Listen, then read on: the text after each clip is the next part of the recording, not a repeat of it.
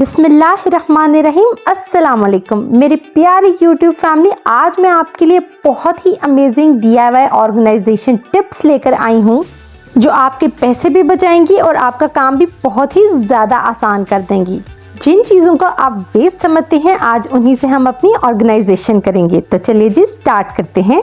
इस metal sponge का इस्तेमाल तो हम सबके घर में होता है और ये हाथों की खूबसूरती को ख़राब करने में नंबर 1 किरदार भी अदा करता है। तो आज हम इसी की DIY ऑर्गेनाइजेशन करेंगे। इसके लिए हम घर में पड़ी एक वेस्ट बॉटल का इस्तेमाल करेंगे और छुरी को गर्म करके इस जगह से बॉटल को कट कर लेंगे। कट करने के बाद हम ऊपर वाला पार्ट इस्तेमाल करेंगे और एक कील को गर्म करके उसकी मदद से हम इसमें 2 होल्स कर लेंगे।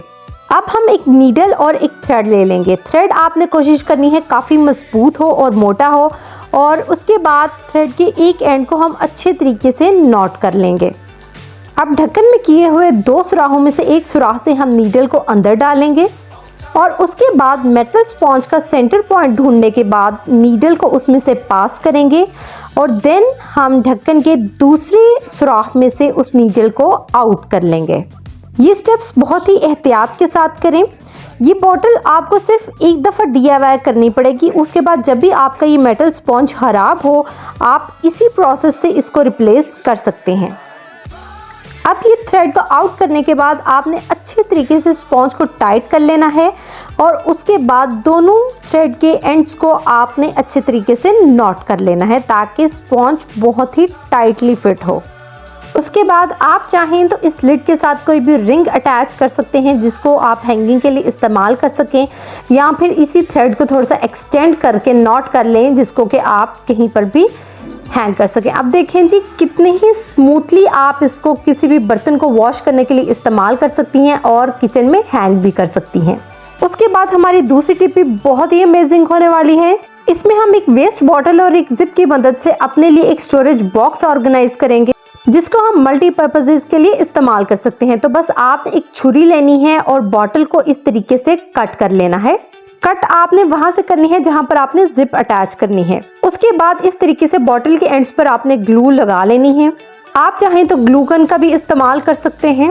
कोशिश करें कि अच्छी क्वालिटी की ग्लू ही इस्तेमाल करें वरना जिप अटैच नहीं होगी। फिर इस तरीके से बॉटल को क्लोज कर लें और जिप को अच्छे तरीके से अटैच कर लें। थोड़ी देर आपको जिप को होल्ड करना पड़ेगा ताकि जिप ग्रिप पकड़ जाए ग्लू के साथ और उसके बाद इस तरीके से आप ओपन करके कोई भी चीज़ इसमें डालकर स्टोर कर सकते हैं, फिर वो बच्चों की स्टेशनरी हो या किचन आइटम। उसके बाद हमारी अगली टिप तो बहुत ही ज़बरदस्त होने वाली है।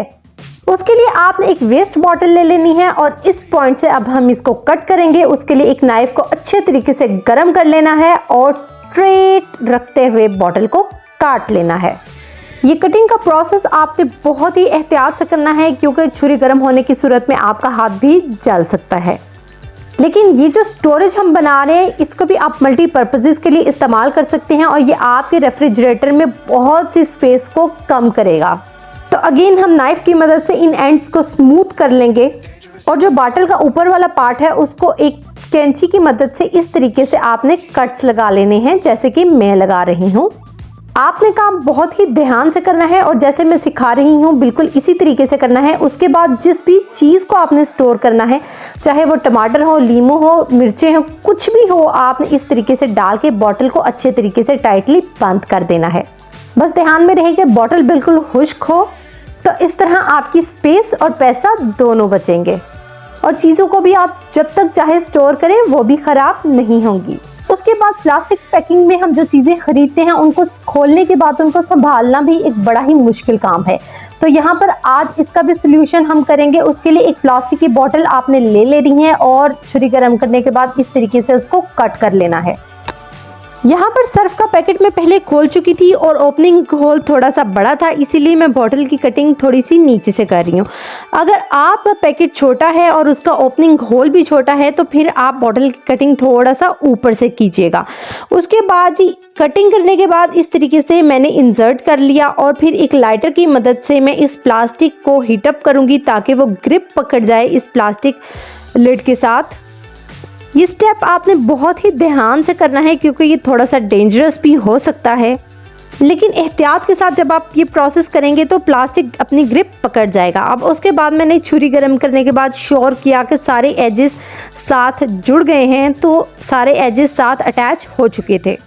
उसके बाद मैंने एजेस को नीट करने के लिए एक टेप ली और मैं उसको सारी साइड्स पर अटैच कर लूँगी। तो ये स्टेप फुली ऑप्शनल है। उसके बाद देखें जी कितना ही ईजी और कन्वीनियंट हो चुका है सर्फ को निकालना और उसको सेव करना। तो बस आज से ही ये DIY अपने तमाम प्लास्टिक बैग्स के साथ करें। जब हम राशन लाते हैं और उसको स्टोर करते हैं तो बहुत सी चीज़ें हमारे शॉपर्स में ही रह जाती हैं, तो आज हम इनकी भी ऑर्गेनाइजेशन करेंगे। उसके लिए आपने एक वेस्ट प्लास्टिक बॉटल ले लेनी है और छुरी गर्म करने के बाद अगेन उसको भी आपने कट कर लेना है। ये DIY परफॉर्म करने के बाद शॉपर में पड़ी किसी भी चीज़ को आपको किसी भी स्टोरेज बॉक्स में स्टोर नहीं करना पड़ेगा। अब आपने इस तरीके से लिड को ओपन कर लेना है और शॉपर को अच्छे तरीके से इंसर्ट कर लेना है। और जिस तरीके से शॉपर को ओपन करके मैं बॉटल के अराउंड सेट कर रही हूँ, इस तरीके से आपने सेट करके लिड को क्लोज कर लेना है। तो अब ना ही चीज़ गिरने का डर है और ना ही कीड़े मकोड़े अंदर जाने का। तो अगर आपका शॉपर इस किस्म का है तो इसके साथ भी आपने सेम प्रोसेस करना है और उसी तरीके से इसको क्लोज कर देना है। उम्मीद है कि वीडियो आपको पसंद आई होगी। लाइक और शेयर ज़रूर कीजिएगा। नए हैं तो मेरे चैनल को सब्सक्राइब कर दें ताकि मुझे सपोर्ट मिले और मन चाहे तो अच्छा सा कमेंट कर दें। अल्लाह हाफिज़।